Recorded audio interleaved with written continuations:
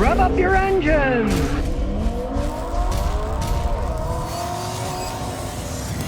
Well, Ford's shutting down production of F-150s in Kansas for a while now because of a shortage of gas. Before, you remember, they didn't have enough chips to build them. Well, now it's natural gas to operate the plant that builds them because this cold front that just whipped through. There's only a limited amount of natural gas people need it to heat their houses, so they're shutting their plant down. So it's a good thing people around there in Kansas aren't going to freeze to death so that they can build trucks. Now, I found it rather humorous the other day in Galveston, Texas.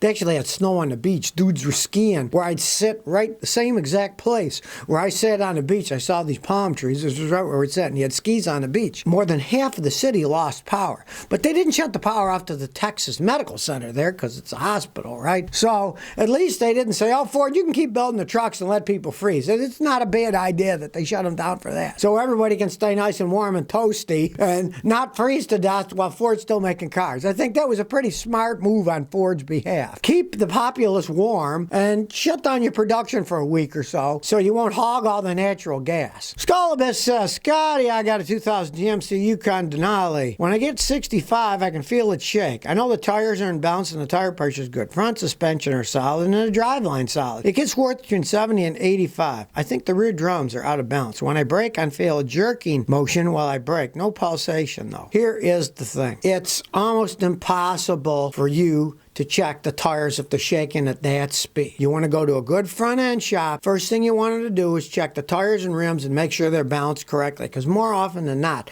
that is a problem with either the rims are bent or they're out of balance. And when the real alignment shops check that stuff, they put your tire on a balancing machine that spins them real fast, and it balances them at high speed. So you'll know at high speed they're balanced. Now, I've seen things like that. If the rim was bent a little bit too much, you'd either have to bend it back or get new rims, because you can't compensate for too much being off if the wheel is bent itself. The only way you're going to tell is by going to a good front end shop, have it put it on the machine and spin the heck out of it. Even if you brought me one, I'd put it on a bubble balance, but that might not show it at higher speed. So get that done first. Now, if it doesn't, then I'd go and get new drums for the back. What the heck? You can get an AutoZone or something cheap enough and replace the rear drums. But generally, if the rear drums are worn out around, then when you step on the brake, the steering wheel won't shake, but your brake pedal will pulsate. And you said it's not pulsating, so I doubt it's that. Operator says, I replaced my vehicles with one Scotty recommended. I have a 2010 Lexus RX 350 with 89K and a 2019 Honda CRV with 12,000 miles. I know Scotty's videos about GMs, but I'm thinking about buying a cheap beater 02 GMC Sierra 1500 for off-roading camping fun and something to wrench on. Nothing over 150,000 miles. Would that be a good idea? Okay, actually, it could be an okay idea.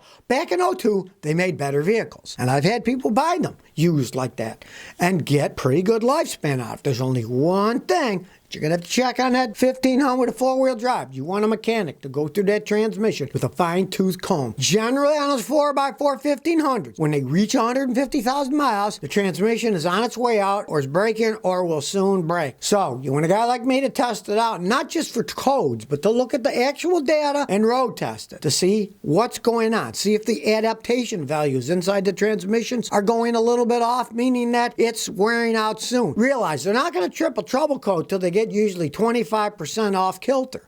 But let's say now they're 15% off kilter. That would show they have a lot of wear, and that eventually it will need rebuilding, and that's going to cost you anywhere from $3,000 to $6,000 replacing that four-wheel drive automatic transmission. That would be the main thing you'd worry about in that particular 1500. Even in '02, they did have weak automatic transmissions. As they age, they'll wear down. You'd want that checked out with a fine-tooth comb. Arvin says, Scotty, big fan. I got an '02 Mercedes C240, 108,000 miles. Once in a while, the check engine light comes on with ABS and ESP, and when I step on the gas pedal, the car won't accelerate. I wait a few minutes to start it up, and it runs again. Last time it happened, when the errors popped up, PO600, serial communication link, and PO720, output speed sensor. We're changing the ABS ESP module help. Okay. First thing, I would just change the speed sensor. That could be feeding through, shorting the whole thing out. Pray it's that simple. If that's bad, you could get a serial communication error. You want to pray it's that, and not the module itself. But if it's not the sensor, yeah, it's probably the module. And pray it's not the main computer module too. It's going to cost you a fortune because not only you got to buy the module, but it's got to reprogram to that Mercedes. And anybody that has the equipment and ability to do that in Mercedes, they're going to charge you up the wazoo. Reason not to buy a Mercedes. But pray is just that output speed sensor. I have seen that happen because if that shorts out, it can feed the whole way through and then you'd lose communication from the module to the main computer. But they're very complex. Those Mercedes, some of them have over 100 separate modules and they all talk to each other. And when they get old like that, 19 years old, all bets are off, especially now when it's really cold outside. They can just go wonkers from the cold itself. Chan says, I'm watching your videos. I'm looking to buy a used truck. I can use it on a daily basis. What do you think about an '08 Nissan Titan XE automatic training with 147,000 miles for 10 grand? Way overpriced. Now, they can be a decent vehicle. They have an automatic Jatco transmission, yes, in 2008. Some of the new ones. I saw a great one the other day. It had a Cummins diesel engine. Yours is an '08. It's got a Jatco automatic transmission. And the Jatco rear-wheel drive on that truck, they weren't that bad. But with 147,000 miles and no guarantee, there's no way I'd pay 10 grand for that thing. I had a guy the other day buying one of them in town here. He paid 5. And it was running okay. But 10, that's way overpriced with no guarantee. Do not pay that kind of money for that truck with that kind of mileage that's 13 years old. It is not worth that kind of money. Now, on the other hand, if that had been a Toyota Tundra, I'd say go and buy it right now. Snap that baby up. They'll go 400,000 or 500,000 miles. Yeah, I'd snap it up, yeah, but not on that Titan. I'd go much lower. Much lower.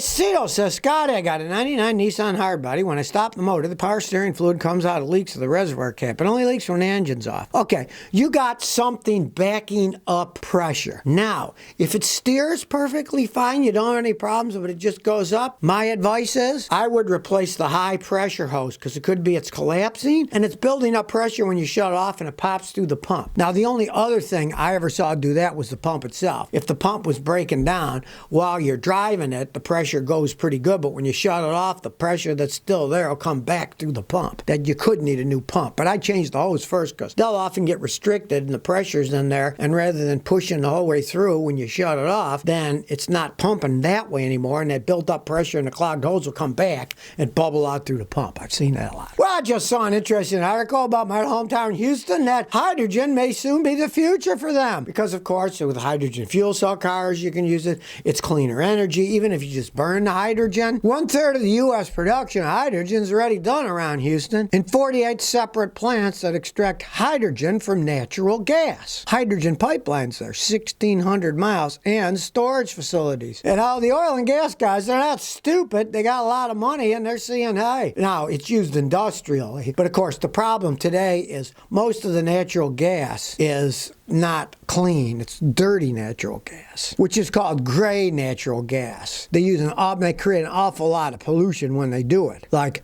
for every 9 parts of carbon dioxide that they give off, they only get 1 part of hydrogen. So it's extremely inefficient process that actually in itself pollutes with carbon dioxide. So they're going to try to make ways that they can sequester the carbon dioxide. You know, they even have some of those salt domes in Texas that they're thinking about, oh, well, we'll fill them with carbon dioxide, or somebody can figure out a way to make something out of the carbon dioxide. And of course, there's people that are working at more efficient ways to use electrolysis to create hydrogen from either natural gas or seawater. It'd be kind of interesting. You got all this natural gas, and it does burn cleaner, but if you can turn the natural gas into the hydrogen and use the hydrogen in fuel cells, there wouldn't be any pollution at all. Understand that if you burn hydrogen, of course, it's going to pollute just like burning gasoline. It's cleaner, but it still pollutes. But if they can get a way to get the hydrogen out of natural gas, then they can use the natural gas without burning it. That would be a big thing. And of course, these guys in Houston, I knew a bunch of them. They're not fools. They're businessmen. They're billionaires all over the place there. If anybody's going to figure out a way how to make money out of it, it's going to be those guys in Houston, let me tell you. Here we go. Jaguar says they're going to transition to all electric vehicles and that Land Rovers are going to go majority electric. Now, Jaguar Land Rover is one company now, and it's owned by Tata, the Indians, but the Chinese also own a reasonable percentage of it too. And a short while back, they were talking about maybe they should just get rid of Jaguar. They're not making any money and just keep Land Rover because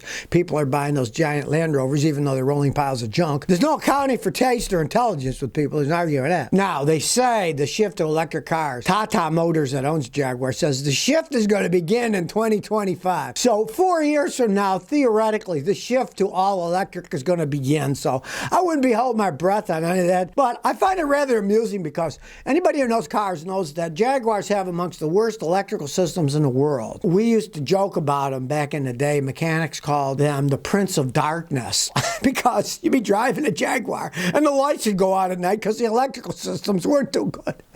Decades later, they're going to only make electric cars. Let's hope that they upgrade their electronics better than they have. Because when I work on Jaguars, I see nothing but electrical problems with those things. I mean, that's their big downfall. Is their electrical systems are garbage. And if they're going to make all electric cars, maybe they'll turn and make all electric cars. It'll be just like the regular cars. They'll be the worst reliable ones on the planet. Maybe they'll keep and say, we want to keep Jaguar's image going, so we'll still make the cars that fall apart all the time. Otherwise, it wouldn't be a Jaguar. Or as they say, Jaguar. If you really want to be a snob, just like the Porsche guys. It's not Porsche, it's Porsche. Well, what's in a name, you know? Junk is still junk. So if you never want to miss another one of my new car repair videos, remember to ring that bell.